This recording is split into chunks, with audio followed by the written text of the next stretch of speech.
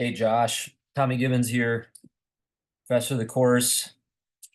Great to have you in the course and want to send you a video reply here in week one just to say hello a little more personally than typing back and forth to each other on forums, and also give you a little bit of reaction to what you're writing here in the first two discussions of the course, which is great. I think what you've done in both forums is excellent. So keep up this sort of engagement. I think it's thoughtful. It's helpfully critically engaged with the secondary stuff and kind of probing what Paul seems to be doing in the letter. So um, good work on that front. In terms of Habakkuk, I think I first just want to underscore your inclination to interpret faith as meaning something on the ground, on the earth for Habakkuk's generation, rather than sort of thinning all of that out and turning faith into some ethereal thing that's pointed directly at the Messiah for an afterlife that has no concern with the ongoing life of the people of God or other peoples on the earth. That just won't work, as you say. That doesn't fit what's going on in Habakkuk. As we'll see, it doesn't fit what's going on in Romans. And so part of the reason for kind of sitting with what's happening in the prophetic book of Habakkuk is to allow the concrete meaning of faith in that context to inform our sense of what Paul is doing with it in Romans. And, Habakkuk is outraged. He's horrified at what God has allowed to befall his generation of Israel and is complaining to God about God's willingness to allow such cruel enemies as the Chaldeans to come in and rape, pillage, and destroy as supposedly a kind of reorientation of Israel's course on the earth.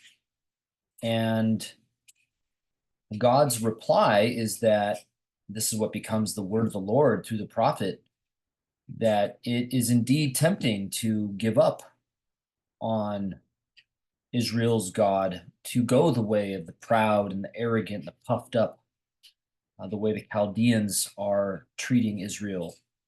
But in contrast to that, the just will live by faith.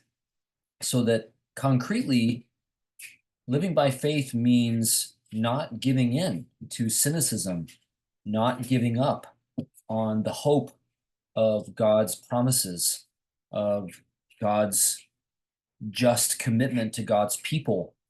And that is sort of going to play out in the way people treat one another rather than treating people exploitatively, taking advantage of the vulnerable or the people that have been exposed in this terror that has ripped through the land. People who trust in God are generous because they trust God to provide. They're not giving in to a kind of dog eat dog mentality. So that is the concrete kind of sense, I think, of faith in Habakkuk that is then going to be what Paul builds on in Romans. Maybe one point to highlight here is that the faith of the just depends on the faith of God in Habakkuk. The just can be faithful because God is worthy of faith, is trustworthy. And so when Paul says, leading into this quotation from Habakkuk, that the justice of God is revealed from faith to faith, because this is what is taught in Habakkuk, I think the implication is that the justice of God moves from the faith of God, who will act in good faith and can be trusted, to the faith of the human, which is what the faith of God inspires as kind of its fruit. So I think we could even take that one more level as you do at the end of your response here in the first forum that I got in front of me, which is to recognize that that dynamic of the faith of God and the faith of the human reaches a sort of fullness in the Messiah. So there's a messianic horizon to this drama in the relationship between God and Israel. And in the Messiah, the faith of God and the faith of the human are one person.